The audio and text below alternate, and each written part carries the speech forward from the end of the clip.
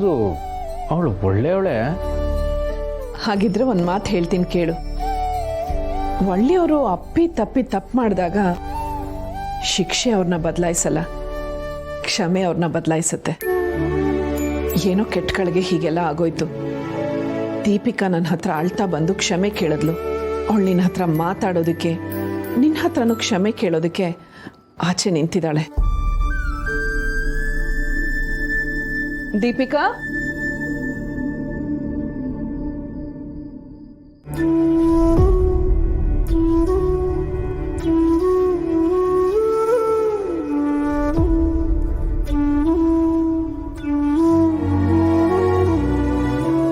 ಹೆಂಡತಿ ಮಾಡೋ ಅಡುಗೆ ಚೆನ್ನಾಗಿಲ್ದೇ ಇದ್ರು ಗಂಡ ಹೊಗಳ್ಬೇಕು.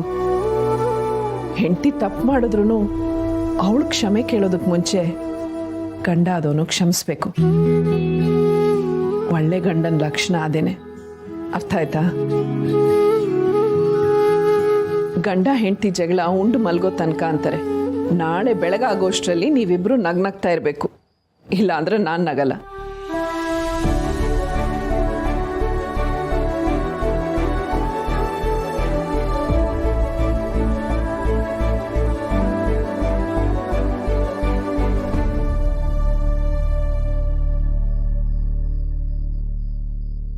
ಸಾರಿ ಅಭಿ, ನನ್ನಿಂದ ತುಂಬ ದೊಡ್ಡ ತಪ್ಪಾಯಿತು. ನಾನು ಇನ್ನು ಮುಂದೆ ಬೇರೆ ಯಾರ ಮಾತು ಕೇಳಲ್ಲ. ನನಗೆ ನೀನು ಬೇಕು ಅಷ್ಟೇ. ದಯವಿಟ್ಟು ನನ್ನ ಕ್ಷಮಿಸ್ಬಿಡ ಅಭಿ. ಅವ್ರು ಹೇಳಿದ್ದು ಕೇಳಿಸ್ಲಿಲ್ವಾ? ಹೆಂಡತಿ ಕ್ಷಮೆ ಕೇಳೋಕ್ಕಿಂತ ಮುಂಚೆನೇ ಗಂಡ ಅವಳನ್ನ ಕ್ಷಮಿಸ್ಬೇಕಂತೆ. ನಾನು ನಿನ್ನ ಕ್ಷಮಿಸಿದ್ದೀನಿ. ನಿಜವಾಗ್ಲೂ ಕ್ಷಮಿಸ್ತೀನಿ. ಆದರೆ ನೀನು ನನಗೆ ಸಾರಿ ಕೇಳಿದೆ ಅಂತನೋ ಅಥವಾ ನಿನಗೆ ನನ್ನ ಮೇಲೆ ಪ್ರೀತಿ ಇದೆ ಅಂತನೋ ಅಲ್ಲ. ಅವ್ರು ತಮಾಷೆಯಾಗಿ ಹೇಳಿದ್ರು ಆ ಮಾತಲ್ಲಿ ಒಂದು ಅರ್ಥ ಇದೆ ಅಂತ. ನಾನು ಕ್ಷಮಿಸೋದ್ರಿಂದ ನಿನ್ನ ತಪ್ಪು ನಿನಗೆ ಅರ್ಥ ಆಗುತ್ತೆ ಅಂತ. ಹೌದು ಅಭಿ, ನನ್ನ ತಪ್ಪು ನನಗೆ ಅರ್ಥ ಆಗಿದೆ. ಇವತ್ತು ಎಲ್ಲರೂ ಖುಷಿಯಲ್ಲಿದ್ದರು, ಆದರೆ ನಿನ್ನಿಂದಾಗಿ ಸ್ವಲ್ಪ ಹೊತ್ತು ಎಲ್ರಿಗೂ ಬೇಸರ ಆಯಿತು. ಇನ್ನು ಮುಂದೆ ನನ್ನ ಹೆಂಡತಿಯಿಂದ ಯಾವತ್ತೂ ಹೀಗ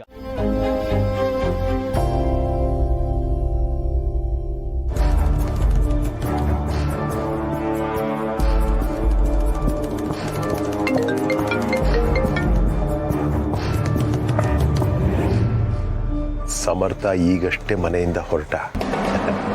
ನೀವು ಕೇಳಿರೋ ಇನ್ಫಾರ್ಮೇಶನ್ನು ನಾನು ಕೊಟ್ಟಿದ್ದೀನಿ. ನನಗೆ ಬರಬೇಕಾಗಿರೋದು ಬಂದುಬಿಟ್ರೆ ಮೊದಲು ಕೆಲಸ ಆಗಲಿ, ದುಡ್ಡು ನಿನ್ನ ಕೈ ಸೇರತ್ತೆ. ಈ ದೊಡ್ಡವ್ರ ಬುದ್ಧಿನೇ ಇಷ್ಟು. ಕೆಲಸ ಆಗೋವ್ರಿಗೂ ಗೌರವ ಕೊಡ್ತಾರೆ, ಕೆಲಸ ಆದಮೇಲೆ ಕಾಲ್ ಕಸದ ಥರ ನೋಡ್ತಾರೆ. ಇರಲಿ, ಅವ್ರ ಗೌರವ ಕೊಟ್ರೆಷ್ಟು ಬಿಟ್ರೆಷ್ಟು, ದುಡ್ಡು ಕೊಡ್ತಿದಾರಲ್ಲ ಅಷ್ಟು ಸಾಕು. ಅವನು ಅವನ ಮನೆಯಿಂದ ಹೊರಟಿದ್ದಾನೆ. ಯಾವುದೇ ಕಾರಣಕ್ಕೂ ಅವನು ತಪ್ಪಿಸ್ಕೋಬಾರ್ದು.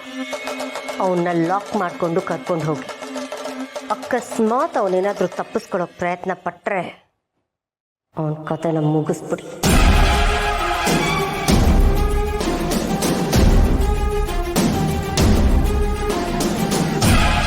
ತುಳಸಿ, ತುಂಬ ಹಾರಾಡ್ತಿದ್ದೆ ಅಲ್ವಾ?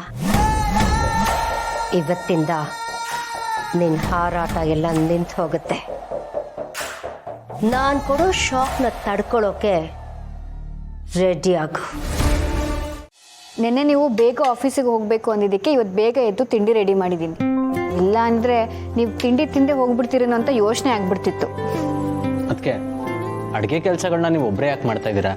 ದೀಪಿಕಾನೂ ಕರೀರಿ, ಅವಳಿಂದ ನಿಮಗೆ ಹೆಲ್ಪ್ ಆಗುತ್ತೋ ನನಗೆ ಗೊತ್ತಿಲ್ಲ. ಆದರೆ ನಿಮ್ಮನ್ನ ನೋಡಿ ಅಟ್ಲೀಸ್ಟ್ ಅವಳು ಅಡುಗೆನಾರು ಕಲೀಲಿ. ಯಾವುದನ್ನೇ ಆಗಲಿ ಒತ್ತಾಯ ಮಾಡಿ ಕಲ್ಸಕ್ಕಾಗಲ್ಲ. ಕಷ್ಟಪಟ್ಟು ಕಲಿಯೋದಕ್ಕಿಂತ ಇಷ್ಟಪಟ್ಟು ಕಲ್ತ್ರೆ ಬೇಗ ಕಲಿಬೋದು. ಅದರಲ್ಲೂ ಅಡುಗೆ ಅಂತೂ ಪ್ರೀತಿಯಿಂದ ಖುಷಿಯಿಂದ ತಾವೇ ಇಷ್ಟಪಟ್ಟು ಮಾಡಿದ್ರೆ ಮಾತ್ರ ಅಡುಗೆ ರುಚಿಯಾಗತ್ತೆ. ಹಾಗಾದ್ರೆ ನನಗೂ ಹೇಳ್ಕೊಡಿ.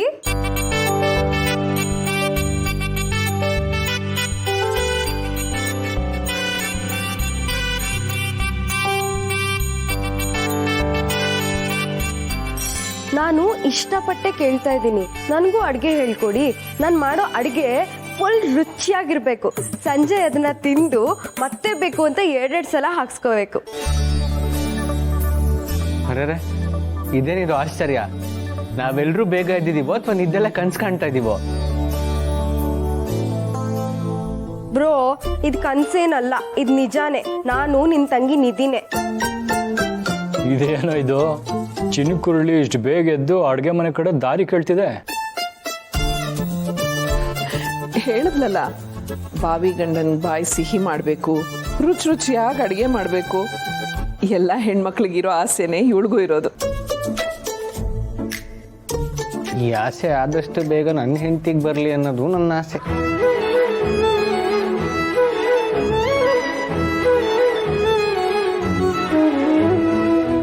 ಇದೇನಿದು, ಇಷ್ಟೊತ್ತಾದ್ರೂ ಈ ಸಮರ್ಥ ಬಂದೇ ಇಲ್ವಲ್ಲ? ಒಂದು ಸ್ವಲ್ಪನೂ ಟೈಮ್ ಸೆನ್ಸೇ ಇಲ್ಲ ಅವನಿಗೆ. ಒಂದೊಂದ್ಸಲಿ ನಾವು ಹೇಳಿರೋ ಟೈಮ್ಗಿಂತ ಮುಂಚೆ ಬಂದಿರ್ತಾನೆ, ಇನ್ನೊಂದ್ಸಲಿ ನಾವು ಯಾವಾಗಲೂ ಹೇಳಿದ್ರೆ ಇನ್ಯಾವಾಗಲೂ ಬರ್ತಾನೆ. ಹಾಗೇನಿಲ್ಲ, ಅವ್ನು ಕರೆಕ್ಟ್ ಟೈಮಿಗೆ ಬರ್ತಾನೆ. ಎಲ್ಲಾದರೂ ಟ್ರಾಫಿಕ್ ಇರಬೇಕು, ಬರ್ತಾನೆ ಬಿಡು. ಅಷ್ಟರಲ್ಲೇ ನಾವು RK ಕಂಪ್ನಿಗೆ ಮೇಲ್ ಮಾಡೋಣ ಬಾ. ಓ, ಮರ್ತೇ ಬಿಟ್ಟಿದ್ದೆ, ಬಾಬ್ರು.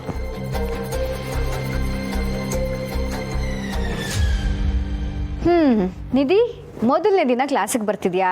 ಒಳ್ಳೆ ಮನಸ್ಸಿಂದ ದೊಡ್ಡವ್ರ ಆಶೀರ್ವಾದ ತಗೊಂಡ್ ಬಾ. ಕ್ಲಾಸಾ? ಅಡುಗೆ ಕ್ಲಾಸ್ಗೆ. ನೀನ್ ಕಾಲೇಜಲ್ಲಿ ಕಲ್ತಿದ್ದು ನಿನ್ ಜೀವನಕ್ಕೆ ಎಷ್ಟು ಉಪಯೋಗ ಆಗುತ್ತೋ ಗೊತ್ತಿಲ್ಲ, ಆದ್ರೆ ನೀನ್ ಅಡುಗೆ ಮನೇಲಿ ಕಲ್ತಿದ್ದು ಖಂಡಿತ ಉಪಯೋಗ ಆಗತ್ತೆ. ಹಂಗಂದ್ರೆ ಹೆಣ್ಮಕ್ಳಿಗೆ ವಿದ್ಯೆಗಿಂತ ಅಡ್ಗೆ ಮಾಡೋದೇ ಮುಖ್ಯ ಅಂತನಾ? ಊಟಕ್ಕೆ ಉಪ್ಪಿನಕಾಯಿ ಇದ್ದ ಹಾಗೆ ಅಡುಗೆ ಮಾಡೋದು ಜೀವನಕ್ಕೆ ಒಂದು ಭಾಗ, ಅದೇ ಜೀವನ ಆಗಬಾರ್ದು. ಹೆಣ್ಮಕ್ಳು ಓದೋದು ಉಪಯೋಗಕ್ಕಿಲ್ಲ ಅಂತ ಅನ್ಕೊಳ್ಳೋದು ತಪ್ಪು. ಅದನ್ನು ಉಪಯೋಗಿಸ್ಕೊಳ್ಳೋಕೆ ಗೊತ್ತಿರಬೇಕು.